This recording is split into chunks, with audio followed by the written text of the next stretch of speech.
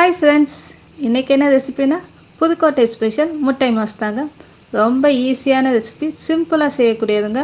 அதே போல் சப்பாத்தி, தோசை எல்லாத்துக்குமே செட் ஆகும். இந்த ரெசிபி எப்படி பண்ணலான்னு பார்க்கலாமா? வாங்க வீடியோக்குள்ளே போகலாம். 3 முட்டை நல்லா வேக வச்சு எடுத்துருக்கேங்க.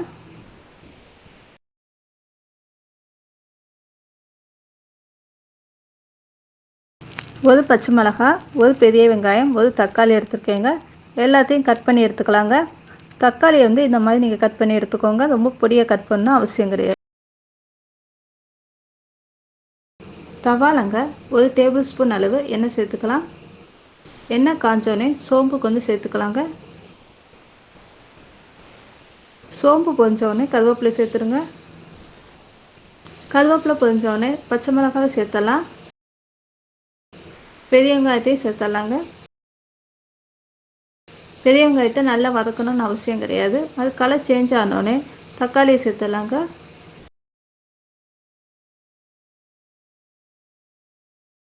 தேவையான அளவு மஞ்சள்தூள் சேர்த்துக்கோங்க.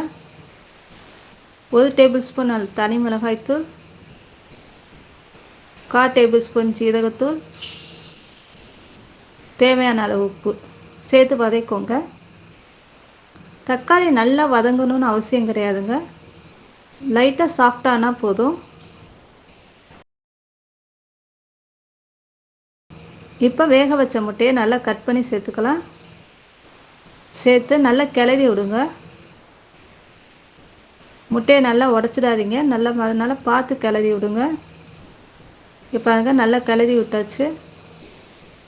இப்போ நான் வீட்டில் செஞ்ச மட்டனா சிக்கன் குழம்பு, எந்த குழம்பாக இருந்தாலும் நீங்கள் 2 டேபிள் ஸ்பூன் அளவு சேர்த்துக்கலாம்.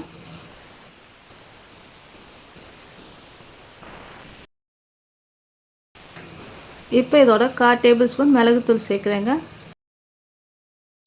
நல்லா கிளறி விட்டுட்டுங்க. 2 நிமிஷம் அடுப்புலேயே சிம்மில் வச்சுருங்க. முட்டை மாஸ் ரெடி ஆயிடுச்சுங்க. செஞ்சு பாருங்கள் ஃப்ரெண்ட்ஸ். ரொம்பவே ஸ்பெஷலான டிஷ் தான். நல்லாவே இருக்கும். ஈஸியாக செய்யக்கூடியது. பிடிச்சிருந்தால் லைக் பண்ணுங்கள், சப்ஸ்கிரைப் பண்ணுங்கள், ஷேர் பண்ணுங்கள். உங்கள் ஃபீட்பேக்கை எனக்கு கமெண்ட்டை கொடுங்க. அதே போல் பெல் ஐக்கானை மறக்காமல் கிளிக் பண்ணிக்கோங்க. அப்போ தான் நாங்கள் போடுற வீடியோட நோட்டிஃபிகேஷன் உடனுக்குடன் உங்களுக்கு வரும். தேங்க்யூ, பாய்.